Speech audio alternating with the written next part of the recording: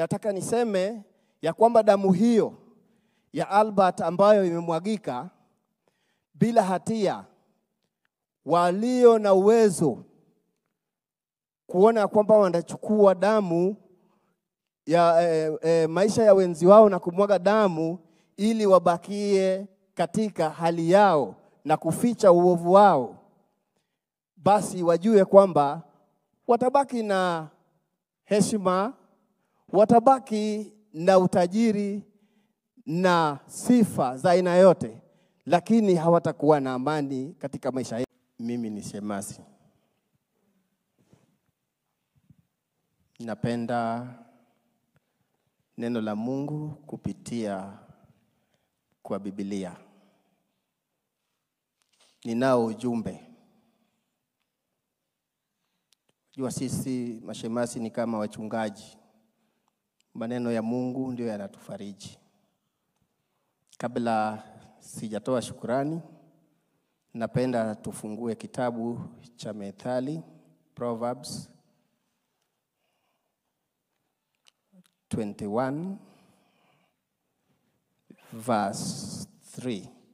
Haswa nianze mstari wa kwanza.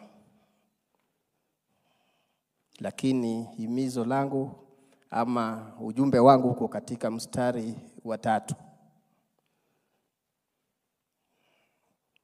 Methali. I read from King James. It says, Proverbs 21 from verse 1, it says, the king's heart is in the hand of the Lord. As the rivers of water, he turneth it whithersoever he will. Every way of a man is right in his own eyes, but the Lord pondereth the hearts. Verse 3.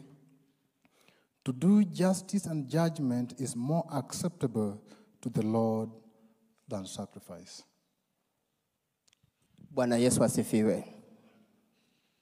Ujumbe mwingine sitaweza kunakili kutoka kwa kitabu chenyewe, lakini kisa cha Kain na Abel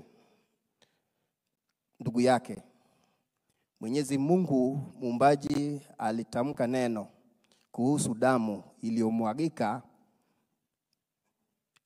kwa ardhi. Damu hiyo Mungu alizungumza kutoka kwa kinywa chake akisema, hiyo damu inanililia mimi. Nikagundua kwamba damu haifi. Damu inaweza kuleta mateso. Ni damu ya Yesu peke yake ndiyo ambayo inabariki. Lakini damu nyingine ambayo inamwagika chini ya ardhi hii pasipo na hatia huleta mateso. Kwa wale ambao wanatesa wanadamu wenzi wao, na damu, hakuna damu nyeupe. Damu ni damu. Ikimwagika kwa ardhi na inaleta mateso. Pengine huu ujumbe wangu ungewafikia wale wanaochukulia kwa mzaha kumwaga damu, ambao hawana uwezo wa kutengeneza, ya kwamba haitaleta amani kwa ulimwengu, kwa familia, hata kwa boma. Nataka niseme ya kwamba damu hiyo ya Albert ambayo imemwagika bila hatia, walio na uwezo kuona kwamba wanachukua damu ya maisha ya wenzi wao na kumwaga damu ili wabakie katika hali yao na kuficha uovu wao, basi wajue kwamba watabaki na heshima, watabaki na utajiri na sifa za aina yote, lakini hawatakuwa na amani katika maisha yao. Sababu Kain, Mungu alitamka ya kwamba damu ya Abel inamlilia. Hiyo ndio kauli yangu ambayo naweza niseme, na Proverbs hiyo ambayo nimesema Mungu aweze kusimama kuwa Mungu.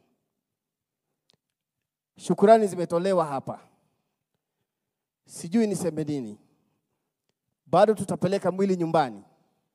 Lakini nasisitiza baada ya mke wangu kuongea kuhusu swala la maombi.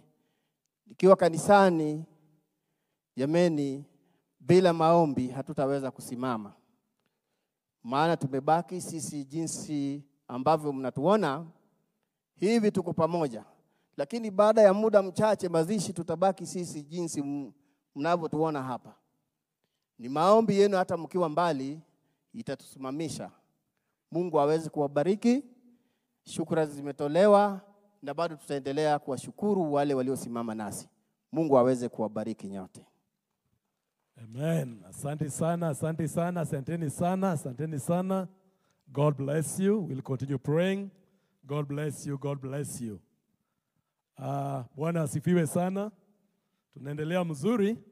Tunashukuru familia kwa kuchukua muda mfupi iwezekanavyo kwa sababu ya hiyo. Nimeambiwa kuna watu wa Pwani University.